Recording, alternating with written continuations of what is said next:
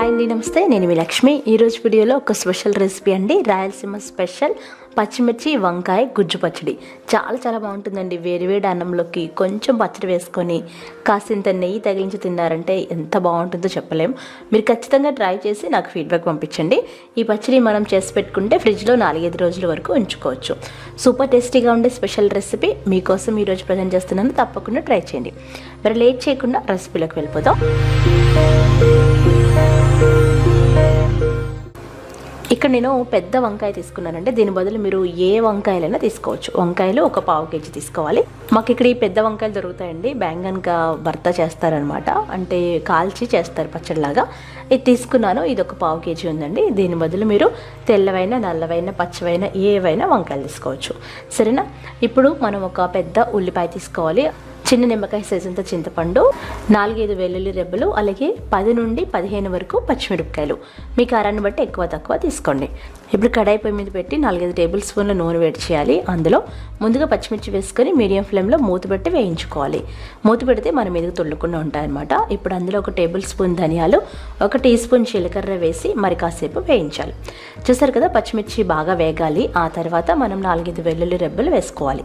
వెల్లుల్లి రెబ్బలు కూడా వేసి మరొక నిమిషం వేయించి తీసి పక్కన పెట్టుకోవాలి. ఇలా మిక్సీ జార్లో తీసేసుకొని చల్లారిన తర్వాత గ్రైండ్ చేసుకోవచ్చు. ఇప్పుడు అదే నూనెలో మనం కట్ చేసి పెట్టుకున్న వంకాయ ముక్కలు వేసుకోవాలి. ఈ పెద్ద వంకాయలు అయితే ఇలా ఎక్కువ ఫ్లెష్ ఉంటుందండి. చూసారు కదా, మనకి పచ్చళ్ళకి అంటే గుజ్జు పచ్చళ్ళకి చాలా బాగుంటుంది అనమాట. మనం పెద్దగా కట్ చేసుకుని ఉప్పు నీళ్ళలో పెట్టుకున్నాము. వీటిని వేసేసి అందులోనే 1 టీ స్పూన్ వరకు ఉప్పు వేసుకోవాలి. అలాగే 1/2 టీ స్పూన్ పసుపు వేయాలి. ఉప్పు వేస్తే నల్లగా అవ్వకుండా ఉంటాయన్నమాట. మరి కాస్త ఉప్పుని మనం గ్రైండ్ చేసుకునేటప్పుడు వేసుకోవచ్చు. మీడియం ఫ్లేమ్లో పెట్టుకొని ఒక 10 నిమిషాల వరకు మగ్గించుకోవాలి. పసుపు వేసిన తర్వాత ఇలా కలిపిస్తూ ఉంటే మన పసుపు, ఉప్పు వంకాయ ముక్కలకి బాగా పట్టి చప్పగా లేకుండా ఉంటుంది. ఈ లోపుగా మనం చింతపండుని కాస్త నానబెట్టుకోవాలి. నానిన చింతపండుని అలాగే తగినంత ఉప్పుని వేసేసి మనం గ్రైండ్ చేసుకోవాలన్నమాట. కోర్స్గా గ్రైండ్ చేసుకోవాలి. ఈ లోపుగా మనకి 10 నిమిషాలు అవుతుందండి. 10 నిమిషాల్లో వంకాయలు మగ్గిపోయినాయి. చూసారు కదా, ఇలా బాగా మెత్తగా మగ్గాలన్నమాట. వీటిని మిక్సీ జార్లో తీసేసుకొని చల్లారిన తర్వాత గ్రైండ్ చేసుకోవాలి.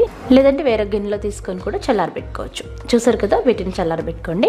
ఇప్పుడు అందులో గుప్పెడు కొత్తిమీర వేసుకొని ఒక్క పల్స్ బటన్ ఆన్ చేస్తే సరిపోతుంది. మరీ మెత్తగా చేసేయకూడదు అనమాట. చూసారు కదా, ఇలా అవుతుంది. ఇప్పుడు దీంట్లో మనం కావాల్సిన ఉల్లిపాయలు వేసుకోవచ్చు. ఉల్లిపాయలు వేసిన తర్వాత జస్ట్ ఒకసారి పల్స్ బటన్ ఆన్ చేస్తే అంతే, మనకి వంకాయ గుజ్జు పచ్చడి రెడీ అయిపోతుంది. చూడండి, చూడడానికి కూడా చాలా యమ్మీగా ఉంది కదా. చాలా చాలా బాగుంటుందండి. మీరు తప్పకుండా ట్రై చేయండి. దీనికి పోపు పెట్టాల్సిన అవసరం లేదనమాట. మీకు నచ్చితే పోపు కూడా పెట్టుకోవచ్చు.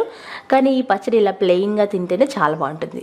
ఈ గుజ్జు పచ్చడి పైన మరి కాసిన ఉల్లిపాయలు వేసుకొని వేడివేడి అన్నంతో సర్వ్ చేసుకోండి. అన్నంలోకి కొంచెం నెయ్యి వేసుకొని తినండి. చాలా చాలా బాగుంటుంది. మీరు తప్పకుండా ట్రై చేసి నాకు ఫీడ్బ్యాక్ పంపిస్తారనమాట. ఇలా తయారు చేసుకున్న పచ్చడి యాక్చువల్లీ ఇది టెంపరీ పచ్చడి అండి. మీరు ఫ్రిడ్జ్లో పెట్టుకుంటే 3-4 డేస్ వరకు నిల్వ ఉంటుంది. అంతేనండి, మన పచ్చడి రెడీ అయిపోయింది. Super special recipe. మీరు ట్రై చేసి ఫీడ్బ్యాక్ పంపించండి. ఈ వీడియో నచ్చితే లైక్ చేయండి, షేర్ చేయండి. మరికొన్ని మంచి వంటలతో మళ్ళీ కలుద్దాం. బాయ్.